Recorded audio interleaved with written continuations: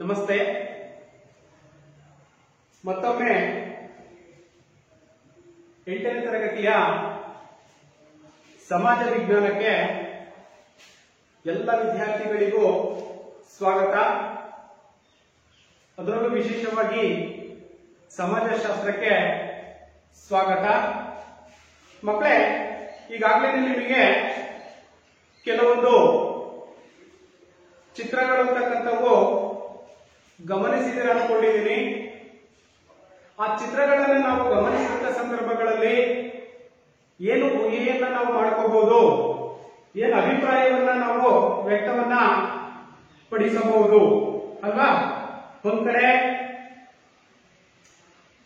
ನೃತ್ಯವನ್ನ ಮಾಡ್ತಾ ಇದ್ದಾರೆ, ಹಲವಾರು ರೀತಿಯ ನೃತ್ಯಗಳಂತಕ್ಕಂಥವನ್ನ ನಾವು ಅಲ್ಲಿ ಆ ಚಿತ್ರದಲ್ಲಿ ಗಮನಿಸಿದೀವಿ. ಅದರಲ್ಲಿ ನಮ್ಮ ಭಾರತೀಯ ನೃತ್ಯಗಳನ್ನು ಕೂಡ ಒಳಗೊಂಡಿರ್ತಕ್ಕಂಥದ್ದು, ಹಾಗೇನೆ ಪಾಶ್ಚಿಮಾತ್ಯ ನೃತ್ಯಗಳನ್ನು ಕೂಡ ಒಳಗೊಂಡಿರ್ತಕ್ಕಂಥದ್ದನ್ನ ನಾವು ನೋಡಿದೀವಿ. ಇವೆಲ್ಲವನ್ನ ಕೂಡ ಗಮನಿಸಿದಾಗ ಮಕ್ಕಳೇ ನಾವು ಏನೋ ಒಂದು ಕಲ್ಪನೆಯನ್ನ ಮಾಡ್ಕೋಬಹುದು. ಎಸ್ ಅಲ್ವಾ? ಸಂಸ್ಕೃತಿ. ಹಾಗಾದ್ರೆ ನಾವು ಈ ಒಂದು ಅವಧಿಯಲ್ಲಿ ಸಮಾಜಶಾಸ್ತ್ರದ ಅಧ್ಯಾಯ 2 ಸಂಸ್ಕೃತಿ ಎಂಬ ಒಂದು ಪಾಠವನ್ನ ಈ ಒಂದು ಅವಧಿಯಲ್ಲಿ ನಾವು ಚರ್ಚೆಯನ್ನ ಮಾಡಬೇಕಾಗಿರ್ತಕ್ಕಂಥದ್ದು. ಮಕ್ಕಳೇ, ಅರ್ಥ ಆಯ್ತಲ್ವಾ? ಬೇರೆ ಬೇರೆ ಒಂದು ರೀತಿಯ ಸಂಸ್ಕೃತಿಯ ಚಿತ್ರಣವನ್ನ ನಾವು ಗಮನಿಸಿದೀವಿ. ಪಾಶ್ಚಿಮಾತ್ಯ ಸಂಸ್ಕೃತಿಯನ್ನ ನಾವು ಕೂಡ ಗಮನಿಸಿದೀವಿ. ಹಾಗಾದ್ರೆ ಆ ಒಂದು ಸಂಸ್ಕೃತಿ ಅಂತಕ್ಕಂಥದ್ದು ಹೇಗೆ ಉಟ್ಕೊಳ್ತು, ಅದರ ಹಿನ್ನೆಲೆ ಏನು, ಅದರ ಮಹತ್ವವೇನು ಅನ್ನೋದನ್ನ ನಾವು ಈ ಒಂದು ಅವಧಿಯಲ್ಲಿ ಚರ್ಚೆಯನ್ನ ಮಾಡೋಣ ಮಕ್ಕಳೇ. ಹಾಗಾದ್ರೆ ಇಲ್ಲಿ ಈ ಒಂದು ಅಧ್ಯಾಯದಲ್ಲಿ ಸಂಸ್ಕೃತಿ ಅಂತಕ್ಕಂಥ ಒಂದು ಅಧ್ಯಾಯ ಅಂತಕ್ಕಂಥದ್ದೇನಿದೆ, ಈ ಒಂದು ಅಧ್ಯಾಯದಲ್ಲಿ ನಾವು ಕಲಿಯಬೇಕಾಗಿರ್ತಕ್ಕಂತಹ ಪ್ರಮುಖವಾಗಿರ್ತಕ್ಕಂತಹ ಕಲಿಕಾಂಶಗಳೇನಿದ್ದಾವೆ. ಮೊದಲನೇದಾಗಿರ್ತಕ್ಕಂಥದ್ದು ಸಂಸ್ಕೃತಿಯ ಅರ್ಥ ಮತ್ತು ಸ್ವರೂಪವನ್ನು ನಾವು ಗಮನಿಸಬೇಕಾಗಿರ್ತಕ್ಕಂಥದ್ದು. ಹಾಗೇನೆ ಸಂಸ್ಕೃತಿಯ ಲಕ್ಷಣಗಳು,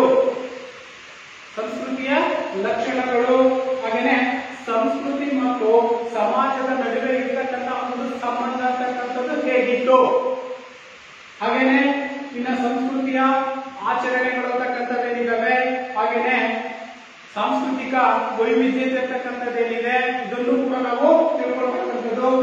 ಸಾಂಸ್ಕೃತಿಕ ವೈವಿಧ್ಯತೆ ಮತ್ತು ಮಹತ್ವ, ಪ್ರಾಮುಖ್ಯತೆಯನ್ನ ಈ ಒಂದು ಅವಧಿಯಲ್ಲಿ ನಾವು ಚರ್ಚೆಯನ್ನ ಮಾಡಬೇಕಾಗಿರ್ತಕ್ಕಂಥದ್ದು ಮಕ್ಕಳೇ. ಅರ್ಥ ಆಯ್ತಲ್ವಾ? ಹಾಗಾದ್ರೆ ನಮಗೆ ಈಗ ಸಂಸ್ಕೃತಿ ಅಂತಕ್ಕಂಥದ್ದು ಏನಂತಕ್ಕಂಥದ್ದನ್ನ ಕೆಲವೊಂದು ಚಿತ್ರಗಳ ಮೂಲಕ ನಾವು ನೋಡಿದೀವಿ. ಪಾಶ್ಚಿಮಾತ್ಯ ಸಂಸ್ಕೃತಿ ಮತ್ತು ಭಾರತೀಯ ಸಂಸ್ಕೃತಿ ಅಂತಕ್ಕಂಥದ್ದನ್ನು ಕೂಡ ನಾವು ನೋಡ್ತಾ ಬಂದಿದ್ದೀವಿ. ಹಾಗಾದ್ರೆ ಇಲ್ಲಿ ಸಂಸ್ಕೃತಿ ಅಂದ್ರೆ ಏನು? ಮೊದಲನೇದಾಗಿ ನಾವು ಗಮನಿಸಬೇಕಾಗಿರ್ತಕ್ಕಂಥದ್ದು ಸಂಸ್ಕೃತಿ ಅಂದ್ರೆ ಏನು. ಸಂಸ್ಕೃತಿ ಎಂದರೆ ಒಂದು ಗುಂಪಿನ ಜೀವನ ಕ್ರಮ ಎಂದರ್ಥ. ಒಂದು ಗುಂಪಿನ, ಒಂದು ಸಮುದಾಯ ಅಂತಕ್ಕಂಥದ್ದೇನಿದೆ ಅಥವಾ ಒಂದು ಗುಂಪು ಅಂತಕ್ಕಂಥದ್ದೇನಿದೆ, ಆ ಒಂದು ಗುಂಪಿನ ಜೀವನ ಶೈಲಿ ಅಂತಕ್ಕಂಥದ್ದೇನಿದೆ ಅಥವಾ ಜೀವನ ಕ್ರಮ ಅಂತಕ್ಕಂಥದ್ದೇನಿದೆ, ಅದನ್ನೇ ನಾವು ಏನಂತ ಕರೀತೀವಿ? ಸಂಸ್ಕೃತಿ ಎಂಬುದಾಗಿ ಕರೆಯಲಾಗುತ್ತದೆ. ಹಾಗಾದ್ರೆ ಆ ಜನರಲ್ಲಿ, ಆ ಜೀವನ ಕ್ರಮದಲ್ಲಿ ಏನೆಲ್ಲ ಅಂಶಗಳನ್ನು ನಾವು ನೋಡಬಹುದು ಅಲ್ವಾ? ನೋಡಿ, ಇಲ್ಲಿ ನಡವಳಿಕೆ ಅಂತಕ್ಕಂಥದ್ದು, ಆ ಜನರ ಒಂದು ನಡವಳಿಕೆ, ವರ್ತನೆ ಅಂತ ನಾವು ಕರಿತೀವಿ. ಅಥವಾ ನಡವಳಿಕೆ ಅಂತಕ್ಕಂಥದ್ದೇನಿದೆ, ನಡವಳಿಕೆ ಅಂತಕ್ಕಂಥದ್ದು ನಾವು ಕಾಣ್ತೀವಿ. ನಂಬಿಕೆ ಅನ್ನೋದನ್ನ ನಾವು ಕಾಣ್ತೀವಿ. ಮೌಲ್ಯಗಳನ್ನ ಕಾಣ್ತೀವಿ. ಹಾಗೆಯೇ ಆ ಜನರ ಗುಂಪು ಒಪ್ಪಿಕೊಂಡಿರುವ ಜೀವನ ಸಂಕೇತಗಳು ಕೂಡ ನಾವು ಕಾಣ್ತೀವಿ. ಅವರು ಒಪ್ಪಿಕೊಂಡಿರ್ತಕ್ಕಂತಹ ಜೀವನ ಸಂಕೇತಗಳು,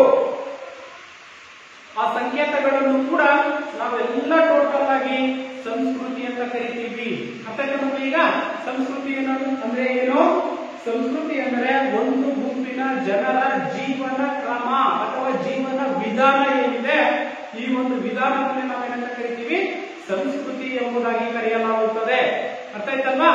ಹಾಗಾದ್ರೆ ಸಂಸ್ಕೃತಿಯ ಪದದ ಅರ್ಥ ಮುಂದೆ ನಾವು ನೋಡ್ತಾ ಹೋದಾಗ ಸಂಸ್ಕೃತಿ ಪದದ ಅರ್ಥವನ್ನು ನೋಡಿದಾಗ ಸಂಸ್ಕೃತಿ ಅಂತಕ್ಕಂಥದ್ದು ಹೇಗೆ ಉದ್ಭವಿಸ್ತು, ಹೇಗೆ ಬಂತು ಅನ್ನೋದನ್ನ ನಾವು ನೋಡೋದಾದ್ರೆ ನೋಡಿ, ಕಲ್ಚರ್ ಎಂಬ ಇಂಗ್ಲಿಷ್ ಪದ ಏನಿದೆ, ಕಲ್ಚರ್ ಅಂತಕ್ಕಂತಹ ಇಂಗ್ಲಿಷ್ ಪದವು ಲ್ಯಾಟಿನ್ ಭಾಷೆಯ ಕೂಲರ್, ಕಲ್ಚರ್ ಅಂತಕ್ಕಂಥ ಒಂದು ಪದ ಏನಿದೆ, ಈ ಒಂದು ಪದ ಅಂತಕ್ಕಂಥದ್ದು ಲ್ಯಾಟಿನ್ ಭಾಷೆಯಲ್ಲಿರ್ತಕ್ಕಂತಹ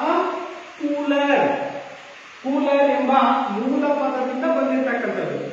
ಯಾವುದು ಸಂಸ್ಕೃತಿ ಅಂತಕ್ಕಂಥ ಪದ ಏನಿದೆ, ಇಂಗ್ಲಿಷ್ ಪದದ ಯಾವುದು ಕಲ್ಚರ್ ಅಂತಕ್ಕಂಥದ್ದು ಲ್ಯಾಟಿನ್ ಪದದಿಂದ ಅಥವಾ ಲ್ಯಾಟಿನ್ ಭಾಷೆಯ ಕೂಲರ್ ಅಂತಕ್ಕಂಥ ಒಂದು ಪದದಿಂದ ಇದು ಉತ್ಪತ್ತಿಯಾಗಿರ್ತಕ್ಕಂಥದ್ದು ಕೂಡ ನಾವು ಕಾಣಬಹುದಾಗಿದೆ. ಹಾಗೇನೆ ಇಲ್ಲಿ ಅದರ ಅರ್ಥವನ್ನು ನೋಡಿದಾಗ ಕಲ್ಚರ್ ಅಥವಾ ಕೂಲರ್ ಅಂತಕ್ಕಂಥ ಒಂದು ಅರ್ಥವನ್ನ ನಾವು ಗಮನಿಸಿದಾಗ ಏನ್ ತೋರಿಸುತ್ತೆ, ಬೆಳೆಸುವುದು, ಬೆಳೆಸ್ತಕ್ಕಂಥದ್ದು, ಹಾಗೇನೆ ಪೋಷಿಸುವುದು ಅಥವಾ ಭೂಮಿಯನ್ನ ಉಳುಮೆ ಮಾಡತಕ್ಕಂಥದ್ದು. ನೋಡಿ ಎಷ್ಟು ಚಂದವಾಗಿದೆ ಅಲ್ವಾ. ಕಲ್ಚರ್ ಮೀನ್ಸ್, ಕಲ್ಚರ್ ಅಂದ್ರೇನು, ಬೆಳೆಸ್ತಕ್ಕಂಥದ್ದು, ಪೋಷಿಸ್ತಕ್ಕಂಥದ್ದು, ಭೂಮಿಯನ್ನ ಉಳುಮೆ ಮಾಡತಕ್ಕಂಥದ್ದು ಅಥವಾ ಭೂಮಿಯನ್ನ ಉಳುಮೆ ಮಾಡುವುದು ಎನ್ನುವ ಅರ್ಥವನ್ನ ಸಂಸ್ಕೃತಿ ಅಂತಕ್ಕಂಥದ್ದು ನಮಗೆ ತಿಳಿಸಿಕೊಡುತ್ತೆ ಮಕ್ಕಳೇ. ಹಾಗಾಗಿ ನಾವು ಅಗ್ರಿಕಲ್ಚರ್ ಅಲ್ವಾ, ಕೃಷಿಯನ್ನ ನಾವು ಏನಂತ ಕರಿತೀವಿ, ಅಗ್ರಿಕಲ್ಚರ್, ಅದೇ ಉಳುವುದು ಎಂತ ಅರ್ಥ. ಇದು ಪ್ರಮುಖವಾಗಿರ್ತಕ್ಕಂಥ ಒಂದು ಅರ್ಥವನ್ನು ಇದು ನಮಗೆ ತಿಳಿಸಿಕೊಡುತ್ತೆ. ಹಾಗಾದ್ರೆ ಟೋಟಲ್ ಆಗಿ ಒಟ್ಟಾರೆಯಾಗಿ ನಾವು ಸಂಸ್ಕೃತಿ ಅಂದ್ರೆ ಇನ್ನೊಂದು ಅರ್ಥವನ್ನು ನಾವು ಗಮನಿಸಿದಾಗ ಸಂಸ್ಕೃತಿಯು ಒಂದು ತಲೆಮಾರಿನಿಂದ ಮತ್ತೊಂದು ತಲೆಮಾರಿಗೆ ವರ್ಗಾಯಿಸಲ್ಪಡುತ್ತದೆ. ಒಂದು ತಲೆಮಾರಿಂದ ಮತ್ತೊಂದು ತಲೆಮಾರಿಗೆ ಸಂಸ್ಕೃತಿ ಅಂತಕ್ಕಂಥದ್ದು ವರ್ಗಾಯಿಸಲ್ಪಟ್ಟಿರುತ್ತದೆ. ನೋಡಿ, ನಮ್ಮ ಅಪ್ಪ ಇದ್ದಾರೆ, ಅವರ ಸಂಸ್ಕೃತಿಯನ್ನ ನಾವು ಅಳವಡಿಸ್ತಾ ಇದ್ದೀವಿ. ನಮ್ಮ ಅಪ್ಪವರು ಅವರ ಸಂಸ್ಕೃತಿಯನ್ನ, ಅವರ ಅಪ್ಪರ ಸಂಸ್ಕೃತಿಯನ್ನ ನಮ್ಮ ತಂದೆ ತಾಯಿಗಳು ಅನುಸರಿಸಿರ್ತಕ್ಕಂಥ ಸಂಸ್ಕೃತಿಯನ್ನ ನಾವು ಹೀಗೆ ಈ ಒಂದು ಸಂಸ್ಕೃತಿ ಅಂತಕ್ಕಂಥದ್ದೇನಿದೆ ತಲೆಮಾರಿನಿಂದ ತಲೆಮಾರಿಗೆ ಇದು ವರ್ಗಾಗ್ತಾ ಬರ್ತಕ್ಕಂಥ ನಾವು ಕಾಣ್ತಾ ಇದ್ದೀವಿ. ವರ್ಗಾಯಿಸಲ್ಪಟ್ಟಿರ್ತಕ್ಕಂಥದ್ದು ಕೂಡ ನಾವಿಲ್ಲಿ ಕಾಣ್ತಾ ಇದ್ದೀವಿ. ಒಟ್ಟಾರೆಯಾಗಿ ಇದೆಲ್ಲವನ್ನು ಕೂಡ ನಾವು ಏನಂತ ಕರಿತೀವಿ, ಸಂಸ್ಕೃತಿ ಎಂಬುದಾಗಿ ಕರೆಯಲಾಗುತ್ತದೆ. ಈಗ ಸಂಸ್ಕೃತಿ ಅಂದ್ರೇನು, ಸಂಸ್ಕೃತಿಯ ಅರ್ಥ ಅಂತಕ್ಕಂಥದ್ದು ಕೂಡ ನಾವು ಈಗಾಗಲೇ ನೋಡಿದ್ದೀವಿ. ಓಕೆ, ನೆಕ್ಸ್ಟ್ ನಾವು ಮುಂದೆ ನೋಡೋದಾದ್ರೆ ಈ ಒಂದು ಸಂಸ್ಕೃತಿ ಅಂತಕ್ಕಂಥ ಒಂದು ಪದ ಅಂತಕ್ಕಂಥದ್ದು ಏನಿದೆ, ಈ ಪದಕ್ಕೆ ತಮ್ಮದೇ ಆಗಿರ್ತಕ್ಕಂಥ ಒಂದು ವ್ಯಾಖ್ಯೆಯನ್ನ ಇಲ್ಲಿ ನೀಡಿರ್ತಕ್ಕಂಥ ನಾವು ಕಾಣ್ತಾ ಇದೀವಿ. ಯಾರು, ಮಾಲಿನೋವ್ಸ್ಕಿ ಅಂತಕ್ಕಂಥವ್ರು ಏನಿದ್ದಾರೆ, ಇವರು ತಮ್ಮದೇ ಆಗಿರ್ತಕ್ಕಂಥ ಒಂದು ಸ್ಟೇಟ್ಮೆಂಟ್ ಅನ್ನ ಅಥವಾ ವ್ಯಾಖ್ಯೆಯನ್ನು ನೀಡಿರ್ತಕ್ಕಂಥ ನಾವು ಕಾಣ್ತೀವಿ. ಮಾನವ ತನ್ನ ಜೀವಿತದ ಗೊತ್ತು ಗುರಿಗಳೇನಿದ್ದಾವೆ, ಮಾನವ ತನ್ನ ಜೀವಿತದ ಗೊತ್ತು ಗುರಿಗಳನ್ನ ರೂಪಿಸಿಕೊಳ್ಳಲು ನಿರ್ಮಿಸಿಕೊಂಡಿರ್ತಕ್ಕಂತಹ ಸಾಧನ, ಈ ಒಂದು ಸಾಧನವನ್ನೇ ನಾವೇನಂತ ಕರಿತೀವಿ, ಸಂಸ್ಕೃತಿ ಎಂಬುದಾಗಿ ಕರೆಯಲಾಗುತ್ತದೆ. ಮತ್ತೆ ಹಾಗೆ ಇಲ್ಲಿ ಸಂಸ್ಕೃತಿಯಲ್ಲಿ ನಾವು ಪ್ರಮುಖವಾಗಿ ಎರಡು ವಿಧಗಳನ್ನ ಕಾಣ್ತೀವಿ. ಸಂಸ್ಕೃತಿಯಲ್ಲಿ ಎಷ್ಟು ವಿಧಗಳನ್ನ ಕಾಣ್ತೀವಿ, ಎರಡು ವಿಧಗಳನ್ನಾಗಿ ನಾವು ನೋಡಬಹುದಾಗಿದೆ. ಮೊದಲನೇದಾಗಿರ್ತಕ್ಕಂಥದ್ದು ಭೌತಿಕ ಸಂಸ್ಕೃತಿ, ಎರಡನೇದಾಗಿರ್ತಕ್ಕಂಥದ್ದು ಅಭೌತಿಕ ಸಂಸ್ಕೃತಿ. ಗೊತ್ತಾಯ್ತಲ್ವಾ? ಸಂಸ್ಕೃತಿಯಲ್ಲಿ ಎಷ್ಟು ವಿಧಗಳಿದ್ದಾವೆ, ಎರಡು ವಿಧಗಳಿದ್ದಾವೆ. ಒಂದು ಭೌತಿಕ ಸಂಸ್ಕೃತಿ, ಎರಡನೇದಾಗಿರ್ತಕ್ಕಂಥದ್ದು ಅಭೌತಿಕ ಸಂಸ್ಕೃತಿ. ಇಲ್ಲಿ ಭೌತಿಕ ಸಂಸ್ಕೃತಿ ಅಂತಂದ್ರೆ ಸ್ಪರ್ಶ, ಮುಟ್ಟತಕ್ಕಂಥ ವಸ್ತುಗಳೇನಿದ್ದಾವೆ, ಆ ಮುಟ್ಟತಕ್ಕಂಥ ವಸ್ತುಗಳನ್ನೇ ನಾವು ಭೌತಿಕ ಸಂಸ್ಕೃತಿ ಅಂತ ಕರೀತೀವಿ. ಎಕ್ಸಾಂಪಲ್ ಮನೆಯಾಗಿರ್ಬೋದು, ಉದಾಹರಣೆಯಾಗಿ ಮನೆಯನ್ನ ನಾವು ಕಟ್ಟತಕ್ಕಂಥ ನಾವು ಕಾಣ್ತೀವಿ, ಕಟ್ಟಡಗಳನ್ನ ನಿರ್ಮಾಣ ಮಾಡಿರ್ತಕ್ಕಂಥ ನಾವು ಕಾಣ್ತೀವಿ. ಹಾಗೇನೆ ಕಾರುಗಳನ್ನ ನಾವು ನೋಡ್ತಕ್ಕಂಥದ್ದು ಅಲ್ವಾ, ಹಾಗೇನೆ ರಸ್ತೆಗಳು ಮತ್ತು ಸೇತುವೆಗಳನ್ನು ನೋಡ್ತೀವಿ. ಇವೆಲ್ಲವನ್ನು ಕೂಡ ನಾವು ಒಟ್ಟಾರೆಯಾಗಿ ಸಂಸ್ಕೃತಿ ಅಥವಾ ಭೌತಿಕ ಸಂಸ್ಕೃತಿ ಎಂಬುದಾಗಿ ಕರೆಯಲಾಗುತ್ತದೆ. ಇನ್ನು ಎರಡನೇದಾಗಿರ್ತಕ್ಕಂಥದ್ದು ಅಭೌತಿಕ ಸಂಸ್ಕೃತಿ. ಅಭೌತಿಕ ಅಂತಂದ್ರೆ ಅವುಗಳನ್ನ ಸ್ಪರ್ಶಿಸಲಿಕ್ಕೆ, ಮುಟ್ಲಿಕ್ಕೆ ಸಾಧ್ಯ ಇಲ್ಲದೆ ಇರತಕ್ಕಂಥ ಒಂದು ಸಂಸ್ಕೃತಿ ಏನಿದೆ ಅದನ್ನ ನಾವು ಏನಂತ ಕರಿತೀವಿ, ಅಭೌತಿಕ ಸಂಸ್ಕೃತಿ ಅಂತ ಕರಿತೀವಿ ಅಲ್ವಾ. ಹಾಗಾಗಿ ಅದಕ್ಕೆ ಉದಾಹರಣೆಗಳನ್ನು ನೋಡೋದಾದ್ರೆ ಏನು ಅಭೌತಿಕ ಸಂಸ್ಕೃತಿಗೆ ಉದಾಹರಣೆಯನ್ನು ನಾವು ಗಮನಿಸೋದಾದ್ರೆ ಮದುವೆಗಳಾಗ್ತಾವಲ್ವಾ, ಮದುವೆಗಳಾಗ್ತಕ್ಕಂಥದ್ದು, ಹಾಗೇನೆ ಹಲವಾರು ರೀತಿಯ ಸಮಾರಂಭಗಳು, ಪಾರ್ಟಿಗಳನ್ನ ಮಾಡ್ತಕ್ಕಂಥದ್ದು, ಇವೆಲ್ಲವೂ ಕೂಡ ಅಭೌತಿಕ ಸಂಸ್ಕೃತಿಗೆ ಬರ್ತಕ್ಕಂಥವು ಮಕ್ಕಳೇ. ಅರ್ಥ ಆಯ್ತಲ್ವಾ? ನೋಡೋಣ ಹಾಗಾದ್ರೆ ಸಂಕ್ಷಿಪ್ತವಾಗಿ. ಮೊದಲಾಗಿರ್ತಕ್ಕಂಥದ್ದು ಭೌತಿಕ ಸಂಸ್ಕೃತಿ. ನೈಸರ್ಗಿಕ ಸಂಪನ್ಮೂಲಗಳಿಂದ ಪರಿವರ್ತಿಸಿದ ಮಾನವ ನಿರ್ಮಿತ ವಸ್ತುಗಳೇನಿದಾವೆ, ನೈಸರ್ಗಿಕ ಸಂಪನ್ಮೂಲಗಳಿಂದ, ನಿಸರ್ಗದಲ್ಲಿ ಸಿಗ್ತಕ್ಕಂಥ ಸಂಪನ್ಮೂಲಗಳ ಮಾನವ ಅವುಗಳನ್ನ ಬಳಕೆ ಮಾಡಿಕೊಂಡು ಸಿದ್ಧ ವಸ್ತುಗಳನ್ನಾಗಿ ಏನು ತಯಾರನ್ನ ಮಾಡಿರ್ತಾನೆ ಆ ಒಂದು ವಸ್ತುಗಳಾಗಿರ್ತಕ್ಕಂತಹ ಮನೆಯಾಗಿರ್ಬೋದು, ಕಟ್ಟಡ ಆಗಿರ್ಬೋದು, ಶಾಲೆ ಆಗಿರ್ಬೋದು, ಸೇತುವೆಗಳಾಗಿರ್ಬೋದು, ಇನ್ನ ರಸ್ತೆಗಳಾಗಿರ್ಬೋದು, ಅಣೆಕಟ್ಟೆಗಳು, ಡ್ಯಾಮ್ ಅಂತ ಕರಿತೀವಲ್ವಾ ಆ ಅಣೆಕಟ್ಟೆಗಳು, ಹಾಗೇನೆ ಯಂತ್ರಗಳು, ಉದ್ದಿಮೆಗಳು, ಕಾರ್ಖಾನೆಗಳು, ಹಾಗೇನೆ ತಂತ್ರಜ್ಞಾನ, ಟೆಕ್ನಾಲಜಿ ಅಂತ ನಾವೇ ಕರಿತೀವಿ. ಇವೆಲ್ಲವೂ ಕೂಡ ಯಾವುದಕ್ಕೆ ಒಳಪಡ್ತವೆ ಅಂದ್ರೆ ಭೌತಿಕ ಸಂಸ್ಕೃತಿಗೆ ಒಳಪಡ್ತಕ್ಕಂಥದ್ದನ್ನು ಕೂಡ ನಾವಿಲ್ಲಿ ಕಾಣ್ತಾ ಇದ್ದೀವಿ. ನೋಡಿ, ಇಲ್ಲಿ ಅತಿ ವೇಗವಾಗಿ ಬದಲಾವಣೆಯನ್ನ ಹೊಂದತಕ್ಕಂಥವು ನಾವು ಭೌತಿಕ ಸಂಸ್ಕೃತಿ ಅಂತಕ್ಕಂಥದ್ದೇನಿದೆ ಅತಿ ವೇಗವಾಗಿ ಇದು ಬದಲಾವಣೆಯನ್ನ ಹೊಂದತಕ್ಕಂಥ ಒಂದು ವಿಧಾನವನ್ನು ಕೂಡ ನಾವಿಲ್ಲಿ ಕಾಣಬಹುದಾಗಿದೆ ಮಕ್ಕಳೇ. ಅರ್ಥ ಆಯ್ತಲ್ವಾ? ಸಂಸ್ಕೃತಿಯ ಮೊದಲನೇ ವಿಧ ಆಗಿರ್ತಕ್ಕಂಥದ್ದು ಭೌತಿಕ ಸಂಸ್ಕೃತಿ ಅಂದ್ರೆ ಏನು ಅನ್ನೋದು ಕೂಡ ನಮಗೆ ಗೊತ್ತಾಯ್ತು. ಇನ್ನು ಎರಡನೇದಾಗಿರ್ತಕ್ಕಂಥದ್ದು ಅಭೌತಿಕ ಸಂಸ್ಕೃತಿ ಅಂತಕ್ಕಂಥದ್ದು. ಅಭೌತಿಕ ಸಂಸ್ಕೃತಿಯನ್ನು ನಾವು ನೋಡೋದಾದ್ರೆ ಮಾನವ ನಿರ್ಮಿತ ಸಾಧನೆಗಳು ಅಂತಕ್ಕಂಥವೇನಿದಾವೆ, ಈ ಒಂದು ಸಾಧನೆಗಳು, ನಂಬಿಕೆಗಳು, ಆಚಾರ ವಿಚಾರಗಳು, ನಾವೇನು ಆಚಾರ ವಿಚಾರಗಳನ್ನ ಮಾಡ್ತೇವೆ, ಪೂಜಾ ಪುನಸ್ಕಾರಗಳನ್ನ ಮಾಡ್ತೀವಿ, ಆ ಒಂದು ಆಚಾರ ವಿಚಾರಗಳು, ನೈತಿಕ ನಿಯಮಗಳನ್ನ ಇದು ಒಳಗೊಂಡಿರುತ್ತೆ. ಹಾಗೇನೆ ಸಂಪ್ರದಾಯಗಳು, ಟ್ರೆಡಿಷನಲ್ ಅಂತ ನಾವೇ ಕರಿತೀವಿ. ಈ ಸಂಪ್ರದಾಯಗಳು ಹಿಂದಿನಿಂದಲೂ ಕೂಡ ತಲತಲಮಾರಿನಿಂದ ಬಂದಿರತಕ್ಕಂಥ ಒಂದು ಸಂಪ್ರದಾಯಗಳನ್ನ ನಾವು ಅನುಸರಿಸ್ತಾ ಬರ್ತಾ ಇದ್ದೀವಿ. ಅದರ ಜೊತೆಯಲ್ಲಿ ಲೋಕ ರೂಢಿಗಳು, ಹಾಗೇನೆ ಆದರ್ಶಗಳು ಅಂತಕ್ಕಂಥವನ್ನು ಕೂಡ ನಾವು ಕಾಣ್ತೀವಿ. ಆದರ್ಶಗಳನ್ನು ಕೂಡ ಹೊಂದಿರತಕ್ಕಂಥದ್ದು ಕಲೆ, ಸಂಗೀತ, ಸಾಹಿತ್ಯ, ಧರ್ಮ, ಭಾಷೆ ಇತ್ಯಾದಿ ಅಂಶಗಳನ್ನ ಈ ಒಂದು ಅಭೌತಿಕ ಸಂಸ್ಕೃತಿ ಅಂತಕ್ಕಂಥದ್ದು ಒಳಗೊಂಡಿರುತ್ತೆ. ಇದನ್ನೇ ನಾವೇನಂತ ಕರಿತೀವಿ ಅಭೌತಿಕ ಸಂಸ್ಕೃತಿ ಎಂಬುದಾಗಿ ಕರೆಯಲಾಗುತ್ತೆ. ಆದ್ರೆ ಇಲ್ಲಿ ಭೌತಿಕ ಸಂಸ್ಕೃತಿಗಳಂತಕ್ಕಂಥವೇನಿದಾವೆ ವೇಗವಾಗಿ ಬದಲಾವಣೆಯನ್ನ ಹೊಂದಿದ್ದಾರೆ. ಅಭೌತಿಕ ಸಂಸ್ಕೃತಿ ಅಂತಕ್ಕಂಥದ್ದು ನಿಧಾನಗತಿಯಲ್ಲಿ ಬದಲಾವಣೆಯನ್ನ ಹೊಂದಿರತಕ್ಕಂಥದ್ದನ್ನು ನಾವು ಕಾಣಬಹುದಾಗಿದೆ. ಇವು ಪ್ರಮುಖವಾಗಿರ್ತಕ್ಕಂತಹ ಸಂಸ್ಕೃತಿಯ ಎರಡು ವಿಧಗಳು, ಭೌತಿಕ ಸಂಸ್ಕೃತಿ ಮತ್ತು ಅಭೌತಿಕ ಸಂಸ್ಕೃತಿ ಅಂತಕ್ಕಂಥದ್ದು ನಮಗೆ ಅರ್ಥ ಆಯ್ತು ಮಕ್ಕಳೇ ಈಗ ಅಲ್ವಾ. ಹಾಗೆ ನಾವು ಮುಂದಿನ ಅಂಶವನ್ನು ನೋಡೋದಾದ್ರೆ ಇಲ್ಲಿ ಸಂಸ್ಕೃತಿಯ ಗುಣಲಕ್ಷಣಗಳು, ಸಂಸ್ಕೃತಿಯ ಗುಣಲಕ್ಷಣಗಳನ್ನು ನಾವು ನೋಡಿದಾಗ ಪ್ರಮುಖವಾಗಿ 6 ಗುಣಲಕ್ಷಣಗಳನ್ನ ಸಂಸ್ಕೃತಿ ಅಂತಕ್ಕಂಥದ್ದು ಒಳಗೊಂಡಿರುತ್ತೆ. ಎಷ್ಟು ಗುಣಲಕ್ಷಣಗಳನ್ನ ಒಳಗೊಂಡಿರುತ್ತೆ ಮಕ್ಕಳೇ? 6 ಗುಣಲಕ್ಷಣಗಳನ್ನ ಅದು ಒಳಗೊಂಡಿರ್ತಕ್ಕಂಥ ನಾವು ಕಾಣ್ತಾ ಇದ್ದೀವಿ. ನೋಡೋಣ, ಸಂಸ್ಕೃತಿ ಅಮೂರ್ತವಾದದ್ದು. ಎರಡನೇದು ಸಂಸ್ಕೃತಿ ಸಾಮಾಜಿಕವಾದದ್ದು, ಅಮೂರ್ತವಾದದ್ದು. ಎರಡನೇದಾಗಿರ್ತಕ್ಕಂಥದ್ದು ಸಾಮಾಜಿಕವಾದದ್ದು. ಸಂಸ್ಕೃತಿ ಅಂತಕ್ಕಂಥದ್ದು ಕಲಿಕೆಯನ್ನ ಹೊಂದಿರುತ್ತೆ. ಹಾಗೇನೆ ನಾಲ್ಕನೇದು ಸಂಸ್ಕೃತಿ ಸಹಜೀವನವನ್ನ ತೋರಿಸ್ತಕ್ಕಂಥದ್ದು. ಇನ್ನು 5ನೇದು ಸಂಸ್ಕೃತಿಯು ನಿರಂತರವಾಗಿರ್ತಕ್ಕಂಥದ್ದು. ಹಾಗೇನೆ ಸಂಸ್ಕೃತಿಯು ಬಹುತ್ವದ್ದಾಗಿರ್ತಕ್ಕಂಥದ್ದು. ಇವು ಪ್ರಮುಖವಾಗಿರ್ತಕ್ಕಂತಹ ಸಂಸ್ಕೃತಿಯ ಗುಣಲಕ್ಷಣಗಳನ್ನು ನಾವು ನೋಡಿದ್ವಿ. ಸಂಕ್ಷಿಪ್ತವಾಗಿ ಅವುಗಳ ವಿವರಣೆಯನ್ನು ನಾವು ಗಮನಿಸಿದಾಗ ನೋಡೋಣ. ಮೊದಲನೇದಾಗಿರ್ತಕ್ಕಂಥದ್ದು ಸಂಸ್ಕೃತಿ ಅಮೂರ್ತವಾದದ್ದು. ಮೂರ್ತವಾದದ್ದಲ್ಲ, ಅಮೂರ್ತವಾದದ್ದು. ಸಂಸ್ಕೃತಿ ಎಂದರೆ ಈಗಾಗಲೇ ನಮಗೆ ಗೊತ್ತಿದೆ. ಏನು ಸಂಸ್ಕೃತಿ ಅಂತಂದ್ರೆ ಒಂದು ಗುಂಪಿನ ಜನರ ಜೀವನ ಕ್ರಮ. ಒಂದು ಗುಂಪಿನ ಜನರ ಜೀವನ ಕ್ರಮ ಅಂತಕ್ಕಂಥದ್ದು ಏನಿದೆ ಅದನ್ನು ನಾವೇನಂತ ಕರಿತೀವಿ, ಸಂಸ್ಕೃತಿ ಎಂಬುದಾಗಿ ಕರೆಯಲಾಗುತ್ತದೆ.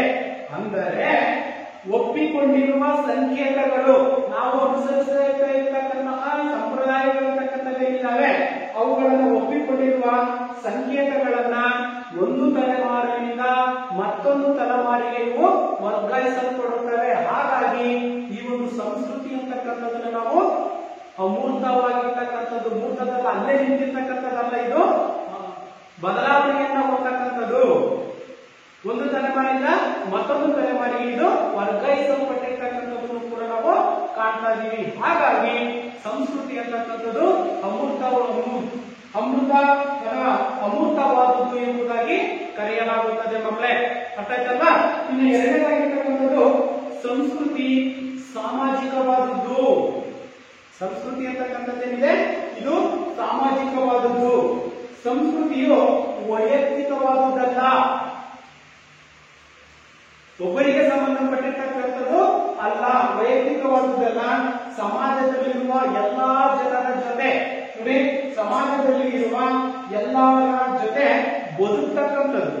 ಸಂಸ್ಕೃತಿ ಅಂತಂದ್ರೆ ಏಕಾಂಗಿಯಾಗಿ ಬದುಕ್ತಕ್ಕಂಥದ್ದಲ್ಲ, ಸಮಾಜದಲ್ಲಿರ್ತಕ್ಕಂಥ ಎಲ್ಲರ ಜೊತೆಯಲ್ಲಿ ನಾವು ಸಹಜೀವನವನ್ನ ನಡೆಸ್ತಕ್ಕಂಥದ್ದು ಏನಿದೆ ಇದನ್ನು ನಾವು ಸಾಮಾಜಿಕ ಸಂಸ್ಕೃತಿ ಅಂತಲೂ ಕೂಡ ಕರಿತೀವಿ. ಹಾಗಾದ್ರೆ ಈ ಒಂದು ಅಂಶವನ್ನ ನಾವು ಗಮನಿಸಬೇಕು. ಸಹಜೀವನ ಎಲ್ಲರ ಜೊತೆಯಲ್ಲಿ ಬದುಕಬೇಕು ಅನ್ನೋದಾದ್ರೆ ನಾವೇನ್ ಮಾಡ್ಬೇಕು? ಆಹಾರ ಪದ್ಧತಿ ಅಲ್ವಾ, ಎಲ್ಲರ ಜೊತೆಯಲ್ಲಿ ಕೂತ್ಕೊಂಡ್ಬಿಟ್ಟು ನಾವು ಸಹಭೋಜನವನ್ನ ಮಾಡ್ತಕ್ಕಂಥದ್ದು. ಅಲ್ಲಿ ಭೋಜನವನ್ನ ಮಾಡ್ತಾ ಇರ್ತಕ್ಕಂಥ ಸಂದರ್ಭದಲ್ಲಿ ಸರ್ವಸಾಮಾನ್ಯವಾಗಿ ದೇವಸ್ಥಾನಗಳಲ್ಲಿ ಪ್ರಸಾದವನ್ನು ನೀಡ್ತಕ್ಕಂಥ ನಾವು ಕಾಣ್ತೀವಿ. ಅಲ್ಲಿ ಎಲ್ಲಾ ಜಾತಿಯ ಜನಾಂಗದವರು ಕೂಡ ಇರ್ತಕ್ಕಂಥ ನಾವು ಕಾಣ್ತೀವಿ. ಎಲ್ಲಾ ಧರ್ಮದವರು ಕೂಡ ಆ ಒಂದು ಆಹಾರವನ್ನ ಸ್ವೀಕರಿಸತಕ್ಕಂಥ ನಾವು ಕಾಣ್ತಾ ಇದ್ದೀವಿ ಅಲ್ವಾ. ಹಾಗಾಗಿ ಇದು ಸಾಮಾಜಿಕವಾಗಿರ್ತಕ್ಕಂಥದ್ದು. ಇನ್ನು ಆಚರಣೆಗಳಿರ್ತಕ್ಕಂಥದ್ದು ಏನಿದ್ದಾವೆ, ಆಚರಣೆಗಳನ್ನು ಕೂಡ ಇಲ್ಲಿ ಜನರು ಅಂತಕ್ಕಂಥವ್ರು ನಡೆಸ್ತಕ್ಕಂಥದ್ದು.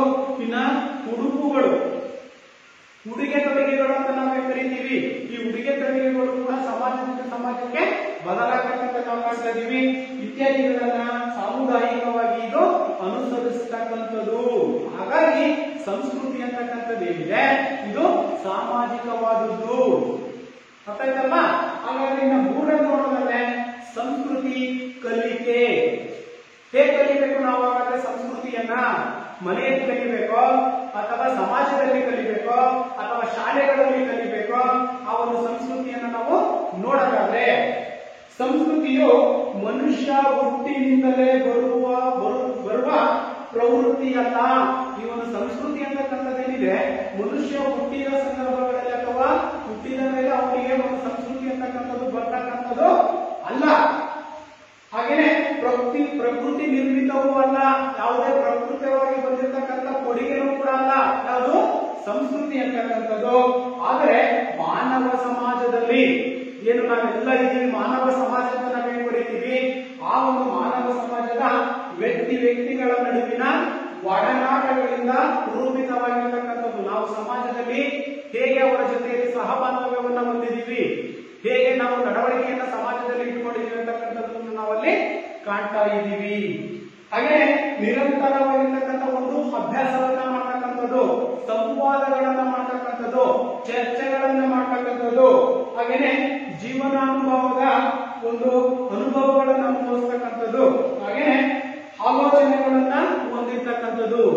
ಇವು ಸಂಸ್ಕೃತಿ ಅಂತಕ್ಕಂಥದ್ದು ನಮಗೆ ಕೊಟ್ಟಿರ್ತಕ್ಕಂಥದ್ದನ್ನ ನಾವು ಮಾಡ್ತೀವಿ. ಸಂಸ್ಕೃತಿಯನ್ನ ನಾವು ಸಾಮಾಜಿಕವಾಗಿ ಸಮುದಾಯದಲ್ಲಿ ನಾವು ಬಳಕೆಯನ್ನ ಮಾಡಬೇಕು. ಅಲ್ಲಿ ನಾವು ಸಮಾಜದಲ್ಲಿ ಸಂಸ್ಕೃತಿಯನ್ನ ಕಲಿಯಬೇಕಾಗಿರ್ತಕ್ಕಂಥದ್ದು. ನೋಡಿ, ಮಕ್ಕಳು ತನ್ನ ಹಿರಿಯರಿಂದ ಒಂದು ಸಂಸ್ಕೃತಿಯನ್ನ ಕಲಿತಕ್ಕಂಥದ್ದು, ಹಾಗೇನೆ ಶಿಕ್ಷಕರಿಂದ ಒಂದು ಸಂಸ್ಕೃತಿಯನ್ನ ಕಲಿತಕ್ಕಂಥದ್ದು. ಏನಾದ್ರೂ ತಪ್ಪನ್ನು ಮಾಡಿದಂತ ಸಂದರ್ಭದಲ್ಲಿ ಮನೆಯಲ್ಲಿರ್ತಕ್ಕಂಥ ಹಿರಿಯರು ಅಂತಕ್ಕಂಥ ಏನಿದ್ದಾರೆ ಆ ಒಂದು ಬುದ್ಧಿವಾದಗಳನ್ನ ಹೇಳ್ತಕ್ಕಂಥ ಒಂದು ಸಂಸ್ಕೃತಿಯನ್ನ ಹಿರಿಯರಿಂದ ಆ ಒಂದು ಮಗು ಅಂತಕ್ಕಂಥದ್ದು ಕಲಿಯುತ್ತೆ. ಹಾಗೇನೆ ಶಾಲೆಯಲ್ಲಿ ಏನಾದ್ರು ತಪ್ಪಂತಕ್ಕಂಥದ್ದನ್ನು ಮಾಡಿದಂತ ಸಂದರ್ಭಗಳಲ್ಲಿ ಶಿಕ್ಷಕರು ಅವರಿಗೆ ಮಾರ್ಗದರ್ಶನವನ್ನ ನೀಡ್ತಕ್ಕಂಥದ್ದನ್ನು ಕೂಡ ನಾವು ಕಾಣ್ತೀವಿ. ಈ ರೀತಿಯಾಗಿ ಸಮಾಜಮುಖಿಯಲ್ಲಿ ಆ ಒಂದು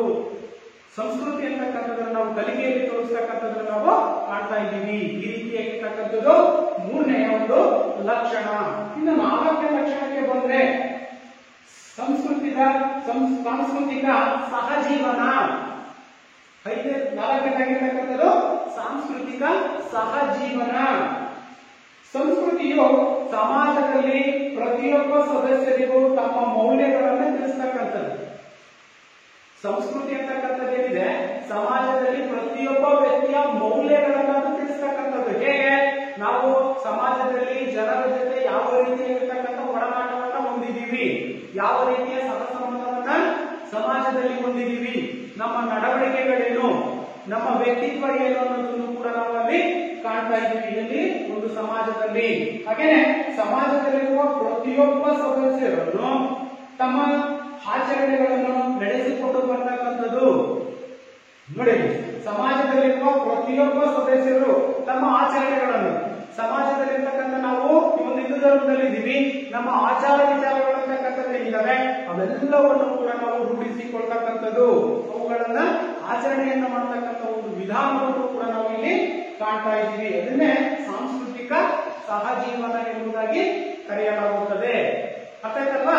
ಇನ್ನ ಐದನೇದಾಗಿರ್ತಕ್ಕಂಥದ್ದು ಯಾವುದು? ಐದನೇದು ನೋಡಿ, ಸಂಸ್ಕೃತಿಯ ಗುಣಲಕ್ಷಣಗಳಲ್ಲಿ ಐದನೇದಾಗಿರ್ತಕ್ಕಂಥದ್ದು ಸಂಸ್ಕೃತಿಯು ನಿರಂತರವಾದದ್ದು. ಸಂಸ್ಕೃತಿ ಅಂತಕ್ಕಂಥದ್ದು ನಿರಂತರವಾಗಿರ್ತಕ್ಕಂಥದ್ದು, ಅದರಲ್ಲಿ ನಿಂತ್ಕೊಳ್ತಕ್ಕಂಥದ್ದಲ್ಲ, ಅದಕ್ಕೆ ಕಟ್ಟಾಗ್ತಕ್ಕಂಥದ್ದಲ್ಲ, ನಿರಂತರವಾಗಿರ್ತಕ್ಕಂಥದ್ದು. ಅವಾಗ ಹೇಳಿದ್ವಿ ನಾವು ಏನಂತ, ಸಂಸ್ಕೃತಿ ಅಂದ್ರೆ ಏನಪ್ಪ ಅಂತಂದ್ರೆ, ಹೌದು ತಾನೆ, ಸಂಸ್ಕೃತಿ ಅಂತಂದ್ರೆ ಅದು ತಲತಲಾಂತರದಿಂದ ನಾವು ತಲೆಮಾರುಗಳಿಂದ ತಲೆಮಾರಿಗಳು ವರ್ಗಾಯಿಸಲ್ಪಡ್ತಕ್ಕಂಥದ್ದು, ವರ್ಗಾವಣೆ ಆಗ್ತಕ್ಕಂಥದ್ದು ನಾವು ಮಾಡ್ತೀವಿ. ಹಾಗಾಗಿ ಸಂಸ್ಕೃತಿಯು ನಿರಂತರವಾದದ್ದಾಗಿರ್ತಕ್ಕಂಥದ್ದು. ನೋಡಿ, ಪ್ರತಿಯೊಂದು ಸಂಸ್ಕೃತಿಯು ಹಿಂದಿನ ನಡವಳಿಕೆ ಮೌಲ್ಯಗಳನ್ನು ಸಂಪೂರ್ಣವಾಗಿ ಬದಲಾಯಿಸಿಕೊಳ್ಳುತ್ತದೆ, ಸಂಪೂರ್ಣವಾಗಿ ಬದಲಾಯಿಸಿಕೊಳ್ಳುತ್ತೆ. ಉದಾಹರಣೆಗೆ ನಾವು ತಗೊಳ್ಳೋದಾದ್ರೆ, ಹಿಂದಿನ ಕಾಲದಲ್ಲಿ ಸ್ವಲ್ಪ ವರ್ಷಗಳ ಹಿಂದೆ ಬಂದಂತ ಸಂದರ್ಭಗಳಲ್ಲಿ ಗುರುಕುಲ ವ್ಯವಸ್ಥೆ ಅಂತಕ್ಕಂಥದ್ದನ್ನು ನಾವು ಮಾಡ್ತಿದ್ವಿ. ಶಿಕ್ಷಣವನ್ನ ಪಡಿಬೇಕಾದ್ರೆ ಗುರುಕುಲ ವ್ಯವಸ್ಥೆಯನ್ನ ಕಾಣ್ತಾ ಇದ್ವಿ ಅಲ್ವಾ? ಗುರುಕುಲ ವ್ಯವಸ್ಥೆ ಅಂತಕ್ಕಂಥ ನಾವು ಕಾಣ್ತಾ ಇದ್ವಿ. ಅಲ್ಲಿ ಗುರು ಅಂತಕ್ಕಂಥವ್ರು ಇರ್ತಾ ಇದ್ರು. ಆ ಗುರುಗಳು ಹೇಳಿರ್ತಕ್ಕಂಥ ಪಾಠ ಪ್ರವಚನಗಳನ್ನ ಕೇಳ್ತಕ್ಕಂತಹ ಒಂದು ಪದ್ಧತಿ ಅಂತಕ್ಕಂಥ ನಾವು ಕಾಣ್ತಾ ಇದ್ವಿ. ಮರದ ಕೆಳಗಡೆ ಕುತ್ಕೊಂಡು ವಿದ್ಯಾರ್ಥಿಗಳಿಗೆ ಪಾಠ ಪ್ರವಚನವನ್ನ ಮಾಡ್ತಕ್ಕಂಥ ಒಂದು ವ್ಯವಸ್ಥೆ ಅಂತಕ್ಕಂಥದ್ದನ್ನ ನಾವು ಪದ್ಧತಿಯನ್ನ ಕಾಣ್ತಾ ಇದ್ವಿ. ಆದರೆ ಇತ್ತೀಚಿನ ಆಧುನಿಕ ಕಾಲಕ್ಕೆ ಸಂಬಂಧಪಟ್ಟಂತೆ ಈ ಒಂದು ಶಾಲಾ ಕೊಠಡಿಗಳಂತಕ್ಕಂಥವೇನಿದಾವೆ, ಶಾಲಾ ಕೊಠಡಿಗಳಂತಕ್ಕಂಥವಿದಾವೆ, ಹೈಟೆಕ್ ಶಾಲೆಗಳಂತಕ್ಕಂಥವನ್ನು ಕೂಡ ನಾವು ಕಾಣ್ತಾ ಇದೀವಿ. ಅಂದ್ರೆ ಅದೇನಾಯ್ತು, ಬದಲಾವಣೆಯನ್ನು ಹೊಂದಿರತಕ್ಕಂಥ ನಾವು ಕಾಣ್ತಾ ಇದೀವಿ. ಗುರುಕುಲದ ಬದಲಾವಣೆ ಅಂತಕ್ಕಂಥದ್ದು. ಆದ್ರೂ ಅವಾಗಿನ ರೀತಿಯಾಗಿರ್ತಕ್ಕಂಥ ಒಂದು ಅದು ಶಿಕ್ಷಣ ವ್ಯವಸ್ಥೆನೆ, ಈಗಿರ್ತಕ್ಕಂಥದ್ದು ಕೂಡ ಶಿಕ್ಷಣ ವ್ಯವಸ್ಥೆನೆ. ಆದ್ರೆ ಅಲ್ಲೇನಾದ್ರೂ ಬದಲಾವಣೆ ಅಂತಕ್ಕಂಥದ್ದು ಇದೆಯಾ? ಇಲ್ಲ. ಅದನ್ನೇ ನಾವು ಇಲ್ಲಿ ಕಾಣ್ತಕ್ಕಂಥದ್ದು ಗುರುಕುಲ ಪದ್ಧತಿ ಮತ್ತು ಹೈಟೆಕ್ ಶಾಲೆಗಳನ್ನ ಹೋಲಿಸಿಕೊಳ್ತಕ್ಕಂಥದ್ದು. ಇನ್ನ ಸಂಸ್ಕೃತಿಯ ಇನ್ನೊಂದು ಪ್ರಮುಖವಾಗಿರ್ತಕ್ಕಂತಹ ಗುಣಲಕ್ಷಣಗಳನ್ನು ನಾವು ನೋಡೋದಾದ್ರೆ, ಸಂಸ್ಕೃತಿಯು ಬಹುತ್ವದ್ದು. ಸಂಸ್ಕೃತಿ ಅಂತಕ್ಕಂಥದ್ದೇನಿದೆ ಇದು ಬಹುತ್ವದ್ದಾಗಿರ್ತಕ್ಕಂಥದ್ದು. ಸಂಸ್ಕೃತಿಯು ಏಕರೂಪವಾಗಿಲ್ಲ, ಒಂದೇ ರೀತಿಯಾಗಿರ್ತಕ್ಕಂಥ ಒಂದು ಸಂಸ್ಕೃತಿಯನ್ನು ನಾವು ಕಾಣಲಿಕ್ಕೆ ಸಾಧ್ಯತೆ ಇಲ್ಲ. ಆದಿವಾಸಿ ಸಮಾಜದಲ್ಲೇ ಒಂದು ರೀತಿಯಾಗಿರ್ತಕ್ಕಂಥ ಒಂದು ಸಂಸ್ಕೃತಿಯನ್ನ ಕಾಣ್ತಾ ಇದ್ವಿ. ಅವ್ರದೇ ಆಗಿರ್ತಕ್ಕಂಥ ಆಚಾರ ವಿಚಾರಗಳನ್ನು ನಾವು ಆದಿವಾಸಿ ಸಮುದಾಯದಲ್ಲಿ ಕಾಣ್ತಾ ಇದ್ವಿ ಅಲ್ವಾ? ಹಾಗೇನೆ ಇನ್ನ ಗ್ರಾಮೀಣ ಪ್ರದೇಶಕ್ಕೆ ಬಂದಾಗ, ಗ್ರಾಮೀಣ ಪ್ರದೇಶದಲ್ಲಿರ್ತಕ್ಕಂಥ ಒಂದು ಸಂಸ್ಕೃತಿನೇ ಬೇರೆ, ಆದಿವಾಸಿ ಸಮಾಜದಲ್ಲಿ ಇದ್ದಂತಹ ಸಂಸ್ಕೃತಿನೇ ಬೇರೆ ಅಂತಕ್ಕಂಥ ನಾವು ಕಾಣ್ತೀವಿ. ಇನ್ನು ನಗರ ಪ್ರದೇಶಗಳಿಗೆ ಹೋದಾಗ, ನಗರ ಪ್ರದೇಶಗಳಲ್ಲೂ ಕೂಡ ಅವ್ರದೇ ಆಗಿರ್ತಕ್ಕಂಥ ಒಂದು ಸಂಸ್ಕೃತಿಯನ್ನ ನಾವಲ್ಲಿ ಕಾಣ್ತೀವಿ. ನಗರ ಪ್ರದೇಶದ ಸಂಸ್ಕೃತಿ, ಆಚಾರ ವಿಚಾರಗಳು, ಉಡುಗೆ ತೊಡುಗೆಗಳು ಅಲ್ವಾ, ಈ ರೀತಿಯಾಗಿರ್ತಕ್ಕಂಥ ಒಂದು ವ್ಯತ್ಯಾಸ ಅಂತಕ್ಕಂಥದ್ದನ್ನು ಕೂಡ ನಾವಲ್ಲಿ ಕಾಣ್ತಾ ಇದ್ದೀವಿ. ಇನ್ನ ಸಮುದಾಯಗಳಲ್ಲಿ ಇನ್ನ ಬೇರೆ ಬೇರೆ ಪ್ರಕಾರದಲ್ಲೂ ಕೂಡ ನಾವು ಇದನ್ನ ಸಂಸ್ಕೃತಿಯನ್ನ ಗುರುತಿಸ್ತಕ್ಕಂಥ ನಾವು ಕಾಣ್ತಾ ಇದ್ದೀವಿ. ಆದಿವಾಸಿ ಜನಾಂಗದಲ್ಲೇ ಒಂದು ರೀತಿಯಾಗಿರ್ತಕ್ಕಂಥ ಸಂಸ್ಕೃತಿ, ಒಟ್ಟಾರೆಯಾಗಿ ಸಂಸ್ಕೃತಿನೇ, ಆದರೆ ವ್ಯತ್ಯಾಸ ಅಂತಕ್ಕಂಥ ನಾವು ಕಾಣ್ತಾ ಇದ್ದೀವಿ. ಆದಿವಾಸಿ ಜನಾಂಗದ ಸಂಸ್ಕೃತಿ, ಗ್ರಾಮೀಣ ಪ್ರದೇಶದ ಜನರ ಸಂಸ್ಕೃತಿ, ನಗರವಾಸದ ಸಂಸ್ಕೃತಿ ಅಥವಾ ನಗರವಾಸಿಗಳ ಒಂದು ಸಂಸ್ಕೃತಿ ಸಂಸ್ಕೃತಿ, ಸಮುದಾಯಗಳಲ್ಲಿನ ಒಂದು ಸಂಸ್ಕೃತಿಯನ್ನು ಕೂಡ ನಾವು ಈ ರೀತಿಯಾಗಿರ್ತಕ್ಕಂಥ ಪ್ರಕಾರದಲ್ಲಿ ನಾವು ಸಂಸ್ಕೃತಿಯನ್ನ ಕಾಣ್ತಾ ಇದ್ದೀವಿ. ಹೇಗೆ ಅಂತಂದ್ರೆ ಇಲ್ಲಿ ಒಂದು ಉದಾಹರಣೆಯನ್ನ ತಗೊಳ್ಬಹುದು ಮಕ್ಕಳೇ. ನಾವು ಉತ್ತರ ಕರ್ನಾಟಕದಲ್ಲಿ ಇರ್ತಕ್ಕಂತಹ ಊಟ ಉಪಚಾರಗಳು ಅಲ್ಲದೆ ಇರತಕ್ಕಂಥ ಒಂದು ಆಚಾರ ವಿಚಾರಗಳನ್ನ ಹೊಂದಿದ್ರೆ ಇಲ್ಲಿ ಉತ್ತರ ಕರ್ನಾಟಕದಲ್ಲಿ, ಇನ್ನು ದಕ್ಷಿಣ ಕರ್ನಾಟಕಕ್ಕೆ ಬಂದಾಗ ಅಲ್ಲಿನ ಊಟ ಉಪಚಾರಗಳು ಕೂಡ ವ್ಯತ್ಯಾಸದಿಂದ, ಆಚಾರ ವಿಚಾರಗಳು ಕೂಡ ವ್ಯತ್ಯಾಸದಿಂದ ಇರ್ತಕ್ಕಂಥದ್ದನ್ನು ಕೂಡ ನಾವು ಇಲ್ಲಿ ಕಾಣ್ತಾ ಇದ್ದೀವಿ ಮಕ್ಕಳೇ. ಅರ್ಥ ಆಯ್ತಲ್ವಾ? ಇಷ್ಟು ಪ್ರಮುಖವಾಗಿರ್ತಕ್ಕಂತಹ ಸಂಸ್ಕೃತಿಯ ಗುಣಲಕ್ಷಣಗಳು. 6 ಗುಣಲಕ್ಷಣಗಳನ್ನ ಈ ಒಂದು ಸಂಸ್ಕೃತಿ ಅಂತಕ್ಕಂಥದ್ದು ಒಳಗೊಂಡಿದೆ ಮಕ್ಕಳೇ. ಅರ್ಥ ಆಯ್ತಲ್ವಾ? ಅರ್ಥ ಆಯ್ತಲ್ವಾ? ಹಾಗೇನೆ ನಾವು ಮುಂದೆ ನೋಡೋದಾದ್ರೆ ಸಂಸ್ಕೃತಿಯ ಮಹತ್ವ, ಸಂಸ್ಕೃತಿಯ ಮಹತ್ವವನ್ನು ನೋಡೋದಾದ್ರೆ ಇಲ್ಲಿ ಸಂಸ್ಕೃತಿಯ ಪ್ರಮುಖವಾಗಿರ್ತಕ್ಕಂಥ 4 ಮಹತ್ವಗಳನ್ನ ಹೊಂದಿರ್ತಕ್ಕಂಥದ್ದು. ಮೊದಲಾಗಿರ್ತಕ್ಕಂಥದ್ದು ಸಂಸ್ಕೃತಿಯು ಜ್ಞಾನ ಭಂಡಾರವಾಗಿರ್ತಕ್ಕಂಥದ್ದು. ಸಂಸ್ಕೃತಿ ಅಂತಕ್ಕಂಥದ್ದು ಏನಿದು ಜ್ಞಾನ ಭಂಡಾರವನ್ನ ಹೊಂದಿರ್ತಕ್ಕಂಥದ್ದು. ಇನ್ನು ಎರಡನೇದು ಸಂಸ್ಕೃತಿಯು ಪರಿಸ್ಥಿತಿಯನ್ನ ವಿವರಿಸತಕ್ಕಂಥದ್ದು. ಮೂರನೇದು ಸಂಸ್ಕೃತಿಯು ಮೌಲ್ಯಗಳನ್ನ ವಿವರಿಸುತ್ತದೆ.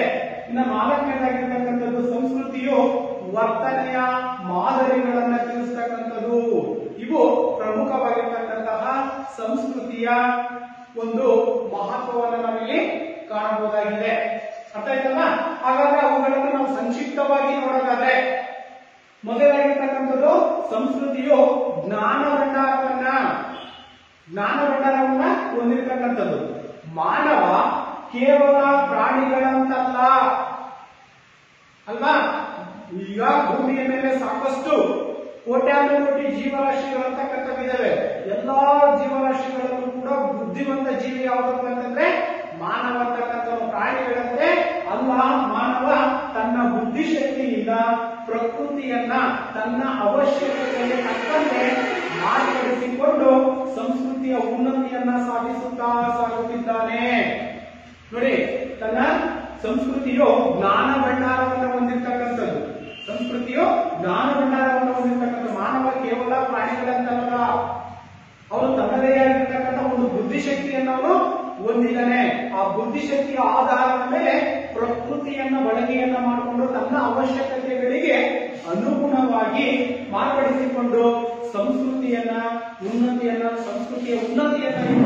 ಸಾಧಿಸ್ತಾ ಬಂದಿರತಕ್ಕಂಥ ನಾವು ಕಾಣ್ತಾ ಇದ್ದೀವಿ. ಅರ್ಥ ಆಯ್ತಾ ನಮ್ಗೆ? ಹಾಗೇನೆ ಇನ್ನು ಎರಡನೇದಾಗಿರ್ತಕ್ಕಂಥದ್ದು ಸಂಸ್ಕೃತಿಯು ಪರಿಸ್ಥಿತಿಯನ್ನ ವಿವರಿಸುವುದು. ಸಂಸ್ಕೃತಿ ಅಂತಕ್ಕಂಥದ್ದೇನಿದೆ ಇದು ಪರಿಸ್ಥಿತಿಯನ್ನ ವಿವರಿಸತಕ್ಕಂಥದ್ದು. ಸಂಸ್ಕೃತಿಯು ನಮಗೆ ಆಯಾ ಸಂದರ್ಭದ ಸಾಮಾಜಿಕ ಪರಿಸ್ಥಿತಿಯನ್ನ ವಿವರಿಸಿ ಪರಿಚಯಿಸತಕ್ಕಂಥದ್ದು. ಸಂದರ್ಭಕ್ಕೆ ಅನುಗುಣವಾಗಿ ಸಂಸ್ಕೃತಿ ಅಂತಕ್ಕಂಥದ್ದು ನಮಗೆ ಪರಿಚಯವಾಗತಕ್ಕಂಥದ್ದು ಕೂಡ ನಾವು ಎರಡನೆಯ ಒಂದು ಮಹತ್ವದಲ್ಲಿ ಕಾಣ್ತಾ ಇದ್ದೀವಿ. ಇನ್ನು ಮೂರನೇದು ಸಂಸ್ಕೃತಿಯು ಮೌಲ್ಯಗಳನ್ನ ವಿವರಿಸುತ್ತದೆ. ಆ ಒಬ್ಬ ವ್ಯಕ್ತಿಯ ವ್ಯಕ್ತಿತ್ವವನ್ನ ಅಥವಾ ಮೌಲ್ಯಗಳನ್ನು ಕೂಡ ವಿವರಿಸತಕ್ಕಂಥದ್ದು ನಾವು ಕಾಣ್ತಿದ್ದೀವಿ. ಮಾನವೀಯ ಸಂಬಂಧಗಳನ್ನ ಹೆಚ್ಚು ಮಾಡುವ ಮೌಲ್ಯವನ್ನ ಒಂದು ಸಂಸ್ಕೃತಿ ಅಂತಕ್ಕಂಥದ್ದು ಹೊಂದಿರುತ್ತೆ. ನೋಡಿ, ನಾವು ಉತ್ತಮವಾಗಿರ್ತಕ್ಕಂಥ ಒಂದು ಸಂಸ್ಕೃತಿಯನ್ನ ಹೊಂದಿದ್ರೆ, ಕಲ್ಚರ್ ಅನ್ನ ಹೊಂದಿದ್ರೆ, ಜನರು ಸಮಾಜದಲ್ಲಿರ್ತಕ್ಕಂಥ ಜನರು ಅಂತಕ್ಕಂಥವ್ರು ನಮ್ಮ ಜೊತೆ ಸಹ ಸಂಬಂಧವನ್ನ ಹೊಂದಿರ್ತಕ್ಕಂಥ ನಾವು ಕಾಣ್ತಾ ಇದ್ದೀವಿ. ಹಾಗಾಗಿ ಸಂಸ್ಕೃತಿಯು ಮೌಲ್ಯಗಳನ್ನ ವಿವರಿಸತಕ್ಕಂಥದ್ದು, ಒಬ್ಬ ವ್ಯಕ್ತಿಯ ಮೌಲ್ಯಗಳನ್ನ ಅದು ವಿವರಿಸತಕ್ಕಂಥದ್ದು ನಾವು ಕಾಣ್ತೀವಿ. ಹಾಗಾಗಿ ಇಲ್ಲಿ ನಮ್ಮ ಸಂವಿಧಾನದ ಆಶಯದಂತೆ ಸರ್ವಧರ್ಮ ಸಮಾನತೆ ಅಂತಕ್ಕಂಥದ್ದೇನಿದೆ, ಎಲ್ಲಾ ಧರ್ಮಗಳಿಗೂ ಕೂಡ ಆದ್ಯತೆಯನ್ನ ಕೊಟ್ಟಿರ್ತಕ್ಕಂಥದ್ದು, ಜಾತಿಗಳನ್ನ ಹೊಂದಿರ್ತಕ್ಕಂಥ ನಾವು ಕಾಣ್ತಾ ಇದ್ದೀವಿ. ಎಲ್ಲ ಮತ ಧರ್ಮ ಸಂಪ್ರದಾಯಗಳು ಎಲ್ಲವನ್ನೂ ಕೂಡ ನಮ್ಮ ಸಂವಿಧಾನದಲ್ಲಿ ವ್ಯಕ್ತಪಡಿಸಿರ್ತಕ್ಕಂಥದ್ದನ್ನು ಕೂಡ ನಾವು ಕಾಣ್ತಾ ಇದ್ದೀವಿ ಮಕ್ಕಳೇ ಅಲ್ವಾ? ಹಾಗೇನೆ ಇನ್ನ ಸಂಸ್ಕೃತಿಯ ಮಹತ್ವದಲ್ಲಿ 4ನೇ ಅಂಶವನ್ನು ನಾವು ಗಮನಿಸಿದಾಗ ಸಂಸ್ಕೃತಿಯು ವರ್ತನೆಯ ಮಾದರಿಗಳನ್ನು ತಿಳಿಸುತ್ತೆ. ನಡವಳಿಕೆ ವರ್ತನೆಗಳ ಮಾದರಿಯನ್ನ ಇದು ತಿಳಿಸ್ತಕ್ಕಂಥದ್ದು. ಸಂಸ್ಕೃತಿ ನಮಗೆ ಗುರಿಗಳನ್ನು ಮತ್ತು ಅವುಗಳನ್ನ ಸಾಧಿಸಲು ಮಾರ್ಗದರ್ಶನವನ್ನ ನೀಡತಕ್ಕಂಥದ್ದು. ಸಂಸ್ಕೃತಿ ಅಂತಕ್ಕಂಥದ್ದೇನಿದೆ ನಮಗೆ ಗುರಿಗಳನ್ನ ಮತ್ತು ಅವುಗಳನ್ನ ಸಾಧಿಸುವಲ್ಲಿ ಮಾರ್ಗದರ್ಶನವನ್ನು ಕೂಡ ಸಂಸ್ಕೃತಿ ಅಂತಕ್ಕಂಥದ್ದು ನೀಡತಕ್ಕಂಥ ನಾವು ಕಾಣ್ತಾ ಇದ್ದೀವಿ. ಹಾಗೇನೆ ನಡವಳಿಕೆಯನ್ನು ಹೊಂದಿರತಕ್ಕಂಥದ್ದು. ಇನ್ನ ಸಮಾಜ ವಿರೋಧಿ ಚಟುವಟಿಕೆಗಳು, ಏನಾದರೂ ಕೃತ್ಯಗಳನ್ನ ಮಾಡಿರ್ತಕ್ಕಂಥದ್ದು, ಸಮಾಜ ವಿರೋಧಿಸ್ತಕ್ಕಂಥ ಒಂದು ಕೃತ್ಯಗಳನ್ನ ಮಾಡಿದಂತ ಸಂದರ್ಭದಲ್ಲೂ ಕೂಡ ಅದನ್ನ ತಿರಸ್ಕರಿಸ್ತಕ್ಕಂಥ ಒಂದು ವಿಧಾನವನ್ನು ನಾವು ಸಂಸ್ಕೃತಿಯಲ್ಲಿ ಕಾಣ್ತಾ ಇದ್ದೀವಿ. ಹಾಗೆ ದಂಡಿಸುವ ವರ್ತನ ಮಾದರಿಗಳನ್ನು ಕೂಡ ಸಂಸ್ಕೃತಿಯು ಹೊಂದಿರ್ತಕ್ಕಂಥ ನಾವು ಕಾಣ್ತೀವಿ. ಏನಾದರೂ ತಪ್ಪು ಮಾಡಿದಂತ ಸಂದರ್ಭದಲ್ಲಿ ಅದನ್ನ ಖಂಡಿಸ್ತಕ್ಕಂಥದ್ದು, ದಂಡಿಸ್ತಕ್ಕಂಥದ್ದನ್ನು ಕೂಡ ನಾವು ಕಾಣ್ತಾ ಇದ್ದೀವಿ. ಇದಕ್ಕೆ ಒಂದು ಉದಾಹರಣೆಯನ್ನ ನೋಡೋದಾದ್ರೆ, ನಾವು ತಪ್ಪು ಮಾಡಿದಂತಹ ಸಂದರ್ಭದಲ್ಲಿ ನಮಗೆ ಬುದ್ಧಿಯನ್ನ ಹೇಳ್ತಕ್ಕಂಥವ್ರು ಯಾರಾಗಿರ್ತಾರೆ ಅಲ್ವಾ ಮಕ್ಕಳೇ? ಮನೆಯಲ್ಲಿ ಇರ್ತಕ್ಕಂಥ ಹಿರಿಯರೇನಿದ್ದಾರೆ ಅವರು ಉತ್ತಮವಾಗಿರ್ತಕ್ಕಂಥ ಒಂದು ಮಾರ್ಗದರ್ಶನವನ್ನ, ಸಂಸ್ಕೃತಿಯನ್ನ ಕಲಿಸ್ತಕ್ಕಂಥ ನಾವು ಕಾಣ್ತೀವಿ. ಅವ್ರನ್ನ ತಿದ್ದು ಬುದ್ಧಿ ಹೇಳ್ತಕ್ಕಂಥವ್ರು ಹಿರಿಯರನ್ನ ನಾವು ಕಾಣ್ತೀವಿ. ಹಾಗೇನೆ ಶಾಲೆಯ ವಾತಾವರಣಕ್ಕೆ ಬಂದಾಗ ಶಿಕ್ಷಕರು ವಿದ್ಯಾರ್ಥಿಗಳು ಏನಾದರೂ ತಪ್ಪು ಮಾಡಿದಂತ ಸಂದರ್ಭಗಳಲ್ಲಿ ಅವುಗಳನ್ನ ತಿದ್ದತಕ್ಕಂಥದ್ದು, ಅವುಗಳನ್ನ ತಿದ್ದಿ ಒಂದು ಉತ್ತಮ ಸಂಸ್ಕೃತಿಯನ್ನ ತಿಳಿಸ್ತಕ್ಕಂಥದ್ದನ್ನು ಕೂಡ ನಾವು ಇಲ್ಲಿ ಕಾಣ್ತಾ ಇದ್ದೀವಿ ಮಕ್ಕಳೇ. ಅರ್ಥ ಆಯ್ತಲ್ವಾ? ಇಷ್ಟು ಸಂಸ್ಕೃತಿಯ ಒಂದು ಮಹತ್ವ ಅಂತಕ್ಕಂಥದ್ದು. ಇನ್ನ ಮುಂದೆ ಅಂಶವನ್ನ ನಾವು ನೋಡೋದಾದ್ರೆ, ಸಮಾಜ ಮತ್ತು ಸಂಸ್ಕೃತಿಯ ನಡುವಿನ ಸಂಬಂಧ ಯಾವ ರೀತಿಯಾಗಿತ್ತು ನೋಡಿ. ಸಮಾಜ ಮತ್ತು ಸಂಸ್ಕೃತಿಯ ನಡುವಿನ ಸಂಬಂಧ ಅವಿನಾಭಾವವಾಗಿರ್ತಕ್ಕಂಥ ಸಂಬಂಧ. ಸಮಾಜ ಮತ್ತು ಈ ಒಂದು ಸಂಸ್ಕೃತಿ ಅಂತಕ್ಕಂಥದ್ರಿಂದ ಅವಿನಾಭಾವವಾಗಿರ್ತಕ್ಕಂಥ ಸಂಬಂಧವನ್ನ ಸಂಸ್ಕೃತಿ ಅಂತಕ್ಕಂಥದ್ದು ಹೊಂದಿದೆ. ಇನ್ನು ಎರಡನೇದಾಗಿರ್ತಕ್ಕಂಥದ್ದು, ಸಂಸ್ಕೃತಿ ಮತ್ತು ಸಮಾಜ ಇವೆರಡೂ ಕೂಡ ಒಂದೇ ನಾಣ್ಯದ ಎರಡು ಮುಖಗಳಿದ್ದಂತೆ. ಸಮಾಜವನ್ನ ಬಿಟ್ಟು ಸಂಸ್ಕೃತಿ ಇಲ್ಲ, ಸಂಸ್ಕೃತಿಯನ್ನ ಬಿಟ್ಟು ಸಮಾಜ ಅಂತಕ್ಕಂಥದ್ದು ಇರಲಿಕ್ಕೆ ಸಾಧ್ಯವೇ ಇಲ್ಲ. ಹಾಗಾಗಿ ಈ ಒಂದು ಸಂಸ್ಕೃತಿ ಅಂತಕ್ಕಂಥದ್ದೇನಿದೆ, ಸಂಸ್ಕೃತಿ ಮತ್ತು ಸಮಾಜವನ್ನ ಒಂದೇ ನಾಣ್ಯದ ಎರಡು ಮುಖಗಳು ಎಂಬುದಾಗಿ ಕೂಡ ನಾವು ಕರೆಯಲಾಗುತ್ತೆ. ಇನ್ನು ಸಂಸ್ಕೃತಿಯು ಮಾನವನನ್ನು ಇತರ ಜೀವಿಗಳಿಂದ ಪ್ರತ್ಯೇಕಿಸ್ತಕ್ಕಂಥದ್ದು. ಈಗ ನಾವು ಆಮೇಲೆ ಹೇಳಿದೀವಿ, ಹೇಗಪ್ಪ ಅಂತಂದ್ರೆ ಮಾನವ ಅಥವಾ ಭೂಮಿಯ ಮೇಲೆ ಕೋಟ್ಯಾನುಕೋಟಿ ಜೀವರಾಶಿಗಳಿದ್ದಾವೆ. ಆ ಎಲ್ಲಾ ಜೀವರಾಶಿಗಳಿಗಿಂತ ಬುದ್ಧಿವಂತ ಜೀವಿ ಯಾವ್ದಪ್ಪ ಅಂತಂದ್ರೆ ಮಾನವ ಅಲ್ವಾ? ಹಾಗಾಗಿ ಸಂಸ್ಕೃತಿ ಅಂತಕ್ಕಂಥದ್ದೇನಿದೆ, ಎಲ್ಲಾ ಪ್ರಾಣಿಗಳಿಂದ ಮಾನವನನ್ನ ಬುದ್ಧಿವಂತನನ್ನಾಗಿ ಮಾಡಿ ಪ್ರತ್ಯೇಕಿಸ್ತಕ್ಕಂಥದ್ದು, ವಿಭಾಗವನ್ನಾಗಿ ಮಾಡ್ತಕ್ಕಂಥದ್ದು. ಸಂಸ್ಕೃತಿಯು ಮಾನವನನ್ನು ಇತರ ಪ್ರಾಣಿಗಳ ಅಥವಾ ಜೀವಿಗಳಿಗಿಂತ ಪ್ರತ್ಯೇಕಿಸ್ತಕ್ಕಂಥ ನಾವು ಕಾಣ್ತೀವಿ. ಒಂದು ಉತ್ತಮವಾಗಿರ್ತಕ್ಕಂಥ ಸಂಸ್ಕೃತಿ, ತಿಳುವಳಿಕೆ ಅಂತಕ್ಕಂಥದ್ದು ಮಾನವ ಅಂತಕ್ಕಂಥದ್ದು ಹೊಂದಿರುವುದರಿಂದ ಈ ರೀತಿಯಾಗಿರ್ತಕ್ಕಂಥ ಒಂದು ಸಂಬಂಧವನ್ನ ಸಂಸ್ಕೃತಿ ಮತ್ತು ಸಮಾಜ ಅಂತಕ್ಕಂಥದ್ದು ಹೊಂದಿರುತ್ತೆ ಮಕ್ಕಳೇ. ಅರ್ಥ ಆಯ್ತಲ್ವಾ? ಇದನ್ನ ನಾವು ಸಮಾಜ ಮತ್ತು ಸಂಸ್ಕೃತಿ ನಡುವಿನ ಸಂಬಂಧ ಅಂತಕ್ಕಂಥದ್ದನ್ನು ಕೂಡ ನಾವು ನೋಡಿದ್ವಿ ಮಕ್ಕಳೇ. ಅರ್ಥ ಆಯ್ತಲ್ವಾ?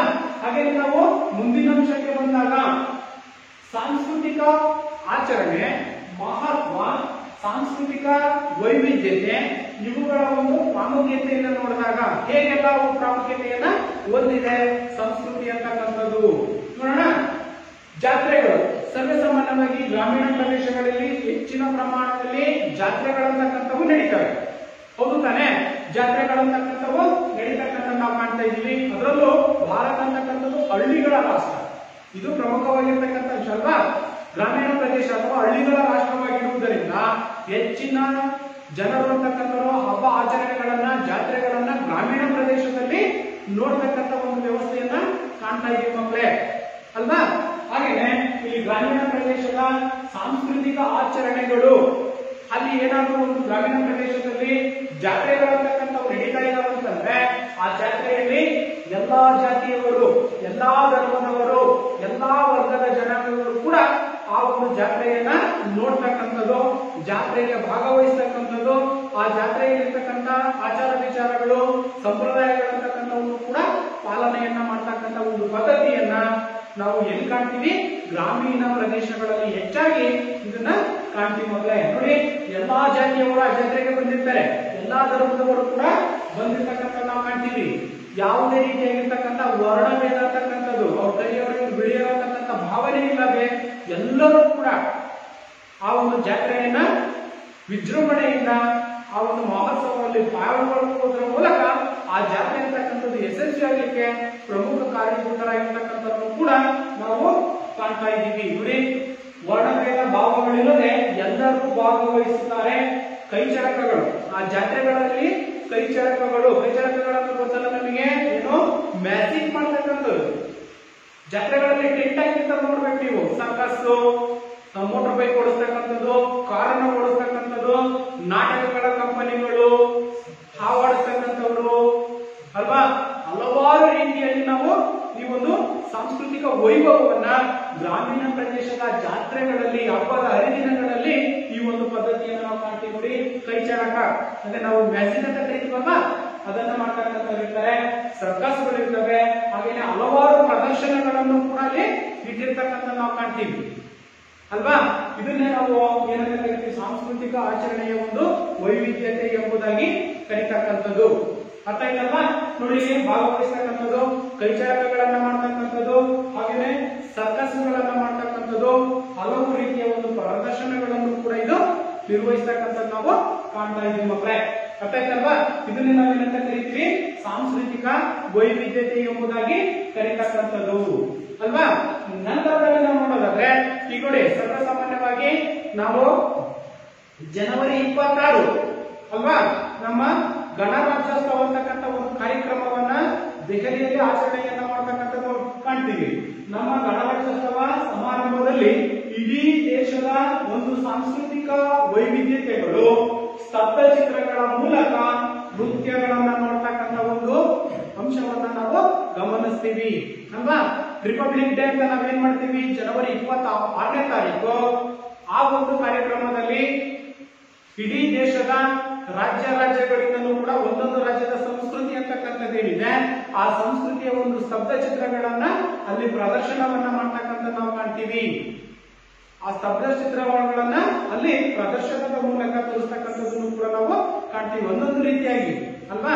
ಆ ರೀತಿಯಾಗಿರ್ತಕ್ಕಂಥ ಒಂದು ಸಂಸ್ಕೃತಿಯನ್ನ ಇಲ್ಲಿ ನಾವು ಭಾರತದಲ್ಲೂ ಕೂಡ ಕಾಣ್ತಕ್ಕಂಥದ್ದು. ನೋಡಿ, ಇಲ್ಲಿ ನಮ್ಮ ಗಣರಾಜ್ಯೋತ್ಸವದ ಸಮಾರಂಭದಲ್ಲಿ ಇಡೀ ದೇಶದ ಸಾಂಸ್ಕೃತಿಕ ವೈವಿಧ್ಯತೆಗಳು ಅಂತಕ್ಕಂಥವೇನಿದಾವೆ, ಸ್ತಬ್ಧ ಚಿತ್ರಗಳ ಮೂಲಕ ನೃತ್ಯಗಳನ್ನ ಮಾಡ್ತಕ್ಕಂಥ ನಾವು ಕಾಣ್ತಿದ್ದೀವಿ. ಡೋಲು ಕುಣಿತ ಅಲ್ವಾ, ಕೋಲಾಟಗಳು, ಸಾಕಷ್ಟು ನೃತ್ಯಗಳಂತಕ್ಕಂಥವು ಸ್ತಬ್ಧ ಚಿತ್ರಗಳನ್ನ ಆ ಒಂದು ಪೆರಡಲ್ಲಿ ಕರ್ಕೊಂಡು ಹೋಗ್ತಕ್ಕಂಥದ್ದನ್ನು ಕೂಡ ಆ ಒಂದು ದಿನದಲ್ಲಿ ನಾವು ನೋಡ್ತಕ್ಕಂಥ ಒಂದು ಪ್ರದರ್ಶನ, ಕಣ್ಮನ ಸೆಳೆತಕ್ಕಂಥ ಒಂದು ಅಂಶಗಳನ್ನು ಕೂಡ ನಾವಲ್ಲಿ ನೆನಪನ್ನ ಮಾಡ್ಕೋಬೇಕಾಗಿತ್ತು ಮಕ್ಕಳೇ. ಎಲ್ಲವೂ ಕೂಡ ಒಟ್ಟಾರೆ ನಮಗೆ ಏನನ್ನು ತಿಳಿಸುತ್ತೆ, ಸಂಸ್ಕೃತಿ ಅಂತಕ್ಕಂಥದನ್ನ ತಿಳಿಸ್ತಕ್ಕಂಥದ್ದು. ಭಾರತದ ಸಂಸ್ಕೃತಿ ಅಂತಕ್ಕಂಥದ್ದು ವಿಶ್ವ ಮಟ್ಟದಲ್ಲಿ ತನ್ನದೇ ಆಗಿರ್ತಕ್ಕಂಥ ಒಂದು ವೈಭವವಾಗಿರ್ತಕ್ಕಂಥ ಒಂದು ಸಂಸ್ಕೃತಿಯನ್ನ ಭಾರತ ಅಂತಕ್ಕಂಥದ್ದು ಒಳಗೊಂಡಿರ್ತಕ್ಕಂಥದ್ದನ್ನ ನಾವು ಕಾಣಬಹುದಾಗಿದೆ ಮಕ್ಕಳೇ. ನೋಡಿ, ಇಲ್ಲಿ ಹಾಗೇನೆ ವಿಶ್ವ ಮಾನವವಾಗಿಸೋಣ ಅಥವಾ ವಿಶ್ವ ಮಾನವರಾಗಿ ಒಂದು ಸಾಲನ್ನು ನಾವು ನೋಡೋದಾದ್ರೆ, ನಮ್ಮ ನಡುವೆ ಇರುವ ಹಲವು ಸಾಂಸ್ಕೃತಿಕ ಭಿನ್ನಾಭಿಪ್ರಾಯಗಳನ್ನ ಮೆಟ್ಟಿ ನಿಂತು ವಿಶ್ವ ಮಾನವರಾಗಿ ಬೆಳೆಯುವುದು ನಿಜವಾದ ಪ್ರಗತಿ ಅಂತಕ್ಕಂಥದ್ದು. ನಮ್ಮಲ್ಲಿರ್ತಕ್ಕಂಥ ಒಂದು ಸಂಸ್ಕೃತಿಯನ್ನು ತಿಳಿಸುವುದರ ಮೂಲಕ ಬೆಳೆಸ್ತಕ್ಕಂಥದ್ದು, ಆ ಸಂಸ್ಕೃತಿಯ ಬೆಳವಣಿಗೆ ಅಂತಕ್ಕಂಥದ್ದು ಮಾಡಿದಂತ ಸಂದರ್ಭದಲ್ಲಿ ಅಲ್ಲಿ ನಾವು ಪ್ರಗತಿಯನ್ನ, ನಿಜವಾಗಿರ್ತಕ್ಕಂಥ ಒಂದು ಪ್ರಗತಿಯನ್ನ ನಾವು ಹೊಂದಲಿಕ್ಕೆ ಸಾಧ್ಯತೆ ಅಂತಕ್ಕಂಥದ್ದನ್ನು ಕೂಡ ಕಾಣಬಹುದಾಗಿದೆ ಮಕ್ಕಳೇ. ಅರ್ಥ ಆಯ್ತಲ್ವಾ? ಈಗ ಆ ಒಂದು ಸಂಸ್ಕೃತಿ ಅಂತಕ್ಕಂಥದ್ದು ದೇಶಗಳಲ್ಲೂ ಕೂಡ ಅವರದೇ ಆಗಿರ್ತಕ್ಕಂಥ ಅನುಗುಣವಾಗಿ ಒಂದು ಸಂಸ್ಕೃತಿಗಳಂತಕ್ಕಂಥವನ್ನ, ಸಾಂಸ್ಕೃತಿಕ ವೈಭವತೆಯನ್ನ ನಾವು ಕಾಣ್ತಾ ಬರ್ತಾ ಇದೀವಿ ಮಕ್ಕಳೇ. ಅರ್ಥ ಆಯ್ತಲ್ವಾ? ನೋಡಿ, ಆಗಿಂದಲೂ ಕೂಡ ನಾವು ಈ ಒಂದು ಸಂಸ್ಕೃತಿ ಅಂದ್ರೇನು, ಹಾಗೇನೆ ಸಂಸ್ಕೃತಿ ಪದದ ಅರ್ಥವನ್ನ ನಾವು ನೋಡ್ತಾ ಬಂದಿದ್ದೀವಿ. ಹಾಗೇನೆ ಮಾಲಿನೋವ್ಸ್ಕಿ ಸಂಸ್ಕೃತಿ ಅಂದ್ರೆ ಏನಂತಕ್ಕಂಥ ಒಂದು ವ್ಯಾಖ್ಯೆಯನ್ನು ಕೂಡ ನೀಡಿರ್ತಕ್ಕಂಥ ನಾವು ಕಾಣ್ತೀವಿ. ಸಂಸ್ಕೃತಿಯಲ್ಲಿ 2 ವಿಧಗಳನ್ನು ನೋಡಿದ್ದೀವಿ, ಭೌತಿಕ ಸಂಸ್ಕೃತಿ ಮತ್ತು ಅಭೌತಿಕ ಸಂಸ್ಕೃತಿ ಅಂತಕ್ಕಂಥದ್ದು. ಹಾಗೇನೆ ಸಂಸ್ಕೃತಿಯ ಗುಣಲಕ್ಷಣಗಳನ್ನು ಕೂಡ ತಿಳ್ಕೊಂಡಿದ್ದೀವಿ ಮಕ್ಕಳೇ. ಹಾಗೇನೆ ಸಂಸ್ಕೃತಿಯ ಒಂದು ಮಹತ್ವ ಏನನ್ನೋದು ಕೂಡ ತಿಳ್ಕೊಂಡಿದ್ದೀವಿ. ಹಾಗೇನೆ ಇಲ್ಲಿ ಸಂಸ್ಕೃತಿ ಮತ್ತು ಸಮಾಜದ ನಡುವೆ ಇರತಕ್ಕಂತಹ ಒಂದು ಸಂಬಂಧವನ್ನು ಕೂಡ ನೋಡಿದ್ದೀವಿ. ಸಾಂಸ್ಕೃತಿಕ ಆಚರಣೆ, ಹಾಗೇನೆ ಮಹತ್ವ, ಸಾಂಸ್ಕೃತಿಕ ವೈವಿಧ್ಯತೆಗಳ ಪ್ರಾಮುಖ್ಯತೆಯನ್ನು ಕೂಡ ಗಮನಿಸಿದ್ದೀವಿ. ಇವು ಪ್ರಮುಖವಾಗಿರ್ತಕ್ಕಂತಹ ಸಂಸ್ಕೃತಿಯ ಅಂಶಗಳನ್ನ ಇಲ್ಲಿಯವರೆಗೆ ನಾವು ಚರ್ಚೆಗಳ ಮೂಲಕ ಅಭ್ಯಾಸವನ್ನ ಮಾಡಿದ್ದೀವಿ ಮಕ್ಕಳೇ. ಅರ್ಥ ಆಯ್ತಲ್ವಾ? ಎಸ್. ಹಾಗಾದ್ರೆ ಗೃಹಪಾಠಕ್ಕೆ ಸಂಬಂಧಪಟ್ಟಂತೆ ಕೆಲವೊಂದು ಪ್ರಶ್ನೆಗಳನ್ನ ಬರ್ಕೊಳ್ಳಿ. ಸಂಸ್ಕೃತಿ ಎಂದರೇನು? ಸಂಸ್ಕೃತಿ ಎಂದರೇನು?